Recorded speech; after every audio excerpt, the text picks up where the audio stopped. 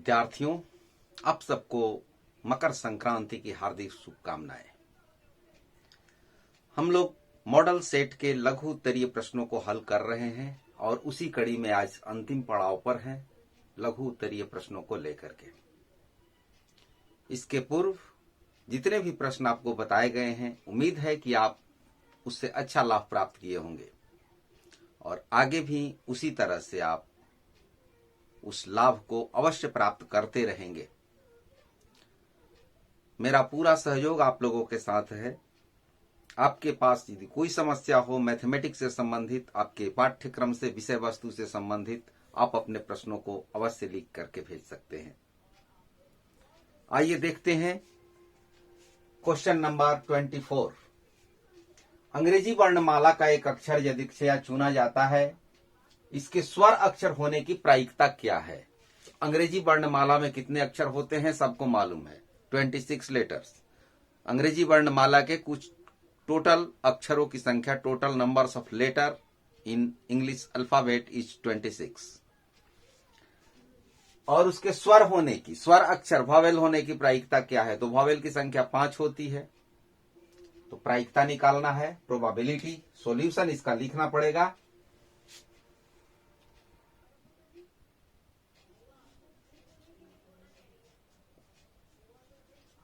अंग्रेजी वर्णमाला के कुल अक्षरों की संख्या,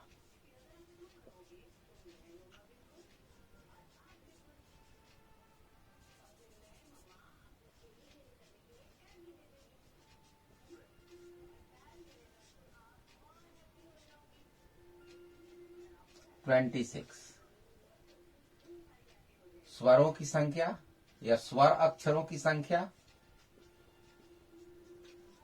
5। तो स्वर होने की प्रायिकता, तो प्रायिकता को हम लिखते हैं पी, प्रोबेबिलिटी, और एक घटना होती है पीई। मान लिया पीई घटना है, स्वर होने की प्रायिकता। एक ही यहां पर प्रायिकता की जरूरत है, इसलिए पीई।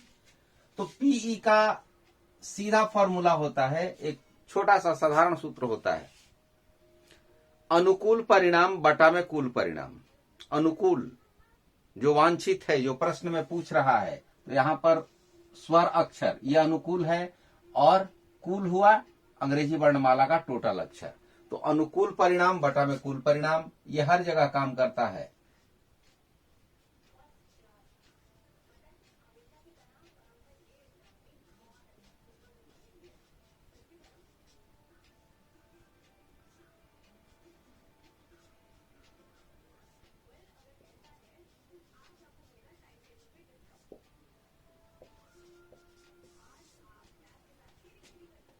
अनुकूल है यहां पर 5, क्योंकि 5 स्वर हैं और टोटल नंबर है 26। तो ये हो गया प्रायिकता। क्वेश्चन नंबर 25 को देखते हैं। दो संख्याओं 16 और 28, 16 एंड 28 का एलसीएम दिया हुआ है 112। 16 और 28 का एलसीएम 112 है, तो मसा फाइंड करना है। मसा का फॉर्मूला लिख देंगे, मसा अर्थात एचसीएफ।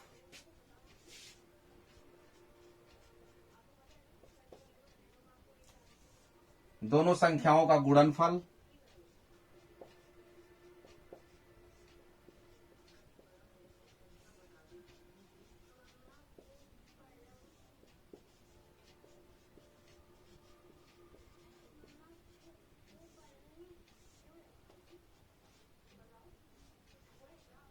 Divided by LCM. तो दोनों संख्याएं हो गई 16 और 28। इनका लसा है 112। अब ये कटा दीजिए। 16 से अगर कटाएंगे तो 7 बार में कटेगा, 28 से कटाएंगे तो 4 बार में कटेगा। दोनों में से किसी से कटा सकते हैं। तो ये हो गया 4, इसका मसा 4 हुआ। वैसे निकाल करके भी देख सकते हैं कि 16 और 28 का एचसीएफ क्या हो रहा है।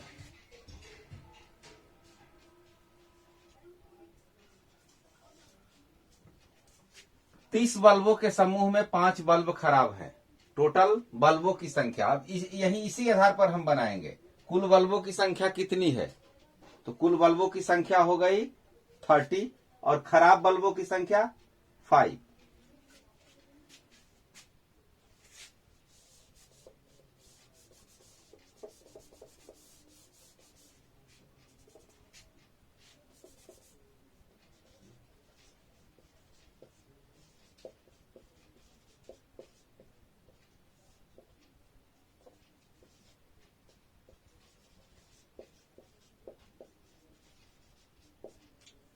कुल बल्बों की संख्या 30, खराब बल्बों की संख्या 5। तो यहां भी प्रायिकता निकालना है, बल्ब के खराब होने की प्रायिकता।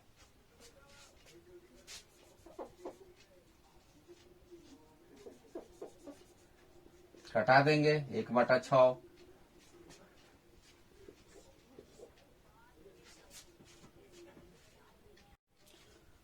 अगला प्रश्न है समकोण त्रिभुज एबीसी, एक राइट एंगल ट्रायंगल है एबीसी जिसमें कोण सी 90 डिग्री है। तो एक त्रिभुज बना लेते हैं एबीसी,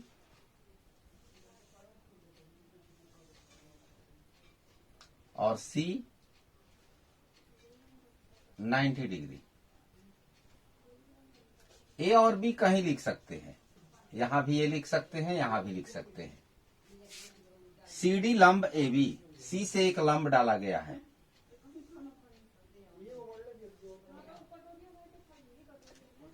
अब यहां पर प्रमाणित करना है, प्रूव दैट कि AB इंटू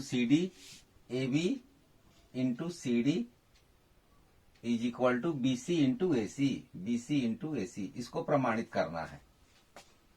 अब इसके लिए सिमिलरिटी दिखानी होगी, समरूपता। ये समरूपता किस प्रकार दिखाई जाए, यहां ध्यान दीजिए। AB into CD, BC into CA, और कौन कौन से साइड कहां मिलते हैं इसको पहले चुन लेना है। तो AB किस त्रिभुज का है, AB साइड त्रिभुज ABC का है, और CD BCD का भी है और ACD का भी है।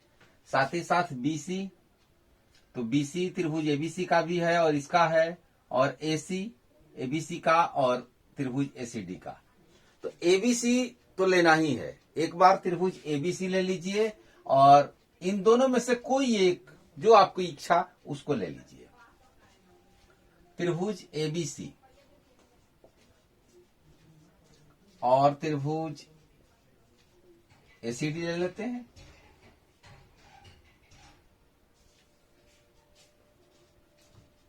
इसमें कौन कौन से एंगल इक्वल मिल रहे हैं उसको देखा जाए। तो एंगल A दोनों में मिल रहा है, angle A is equal to angle A। साथ ही साथ ये 90 डिग्री है, त्रिभुज ABC में ये 90 डिग्री है, यानी एंगल ACB ये तो कॉमन हो गया, ये 90 डिग्री। तो इस ट्रायंगल में ये 90 डिग्री हो रहा है, ADC। तो यहां पर एंगल सिमिलरिटी लागू होती है और ये दोनों त्रिभुज समरूप हो जाते हैं। इसलिए ए समरूपता से।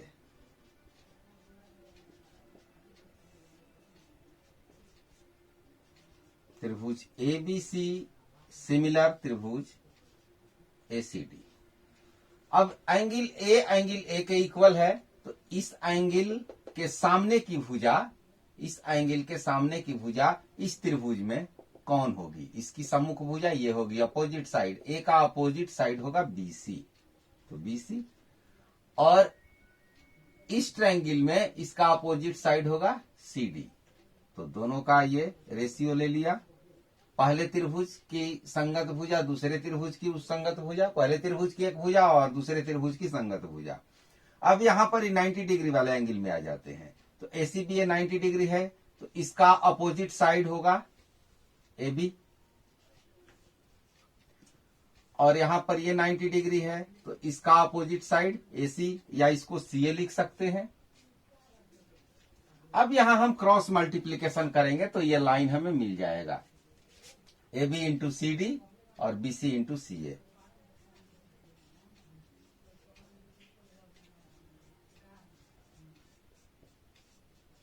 यही सिद्ध करना है।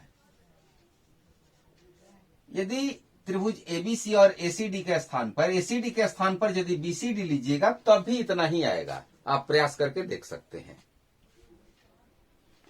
क्वेश्चन नंबर 28 को देखते हैं। 27 तक बन चुका है। हल करना है 2x plus 3y equal to 11, 2x minus 4y equal to minus 24। 2x plus 3y 11 के equal, 2x minus 4y minus 24 के इक्वल। अब यहां पर हम किस मेथड को अपनाएं? प्रतिस्थापन विधि अपनाएं या विलोपन या वज्रगुणन? 3 विधियां दी गई हैं एनसीईआरटी की बुक में, तो उन तीनों में से किसी एक को अपना सकते हैं। तो प्रतिस्थापन कठिन होता है। प्रतिस्थापन मेथड से प्रश्न थोड़ा लंबा हो जाता है। यहां पर देखिए 2x और 2x कोफिशिएंट इक्वल है दोनों का। यहां विलोपन सबसे आसान होगा। इसको घटा दीजिए। घटाने पर तो ये कट जाएगा। 3 और 4 7, क्योंकि यहां प्लस हुआ यहां प्लस हुआ तो जोड़ देंगे।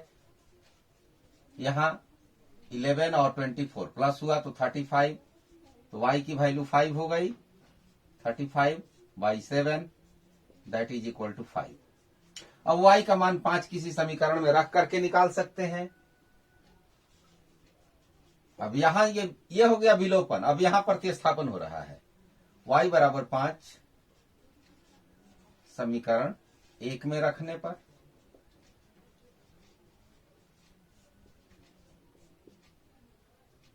2x प्लस 3 गुणा 5,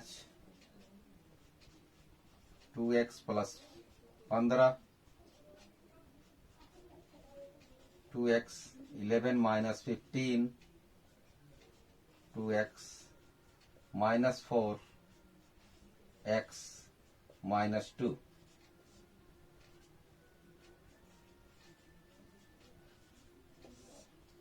अतः x की वैल्यू -2 और y की वैल्यू 5। इसके अलावा आप वज्रगुणन से भी बना सकते हैं, जो कि एक लाइन में आंसर आ जाता है। साथ ही साथ वैदिक मैथमेटिक्स का भी मेथड है। यदि एमसीक्यू में ऐसा प्रश्न हो तो वैदिक मैथमेटिक्स के प्लेलिस्ट में उसका मेंशन किया गया है, आप वहां से उसको देख सकते हैं। अगला सवाल त्रिकोणमिति का है।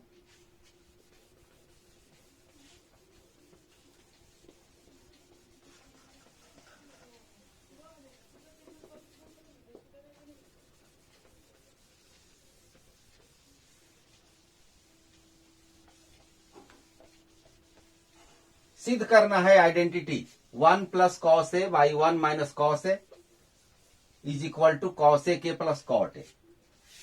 तो चूंकि ये प्रश्न तो सॉल्व किया गया है पहले, लेकिन एक बार फिर देखिए। Left hand side 29, question number 29, left hand side 1 plus cos A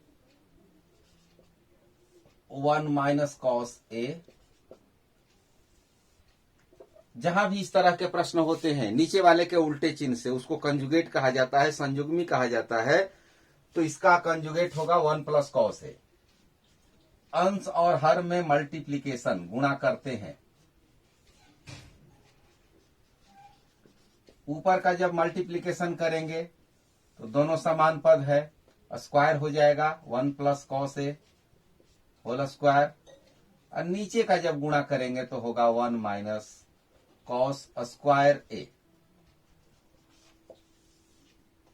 1 plus cos A whole square, नीचे साइन स्क्वायर ए।